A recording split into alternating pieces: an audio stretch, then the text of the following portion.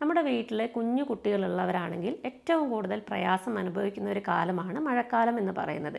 കാരണം കുട്ടികൾക്ക് വീണ്ടും വീണ്ടും ഉണ്ടാകുന്ന ചുമ, പനി, ജലദോഷം എന്നിവയൊക്കെ കൊണ്ട് വലയുന്ന ഒരു സമയമാണ് മഴക്കാലം.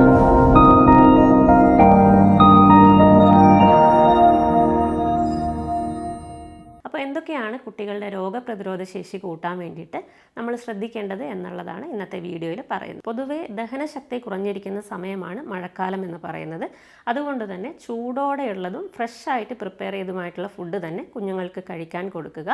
അതുപോലെ നിറമുള്ള പഴങ്ങളും പച്ചക്കറികളും ഈ ഒരു സമയത്ത് കൂടുതലായിട്ട് ഭക്ഷണത്തിൽ ഉൾപ്പെടുത്തുക. Antioxidants, vitamin C rich ആയിട്ടുള്ള ഫുഡുകൾ കുട്ടികളെ കൂടുതലായിട്ട് കഴിപ്പിക്കുക. അതിൽ പഴങ്ങളെ പറ്റി പറയുമ്പോൾ പേരയ്ക്ക, നെല്ലിക്ക, ഓറഞ്ച് തുടങ്ങിയിട്ടുള്ളവയൊക്കെ ഭക്ഷണത്തിൽ കൂടുതലായിട്ട് ഉൾപ്പെടുത്താൻ പറ്റിയ സമയം കൂടിയാണിത്. അതുപോലെ കുഞ്ഞുങ്ങളുടെ പ്രായം, ആരോഗ്യനില എന്നിവ അനുസരിച്ച് നമുക്ക് കുരുമുളക്, ഇഞ്ചി, വെളുത്തുള്ളി തുടങ്ങിയവയും ഭക്ഷണത്തിൽ ഉൾപ്പെടുത്തിയിട്ട് നൽകാവുന്നതാണ്. അതുപോലെ വെള്ളം നല്ല രീതിയിൽ കുടിക്കാൻ വേണ്ടിയിട്ട് ശ്രദ്ധിക്കണം.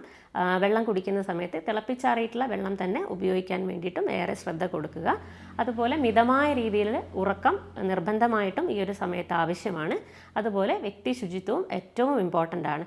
അപ്പം ഈ ഒരു സമയത്ത് നമ്മൾ ആയുർവേദ മരുന്നുകൾ കൂടെ സാധാരണയായിട്ട് രോഗപ്രതിരോധ ശേഷി വർദ്ധിപ്പിക്കാൻ വേണ്ടിയിട്ട് നിർദ്ദേശിക്കാറുണ്ട്. യോഗ്യതയുള്ള ഒരു ആയുർവേദ ഡോക്ടറുടെ നിർദ്ദേശപ്രകാരം സ്വർണ്ണപ്രാശനം പോലെയുള്ള തുള്ളിമരുന്നുകൾ നമുക്ക് കുഞ്ഞുങ്ങൾക്ക് നൽകാവുന്നതാണ്.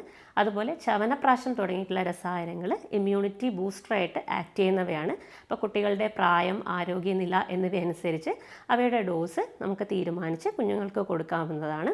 ഇതിനൊക്കെ പുറമെയായിട്ട് നമുക്ക് കൃത്യമായ വാക്സിനുകൾ സമയത്തിനനുസരിച്ച് കുട്ടികൾക്ക് എടുക്കാൻ വേണ്ടിയിട്ട് ശ്രദ്ധിക്കുക.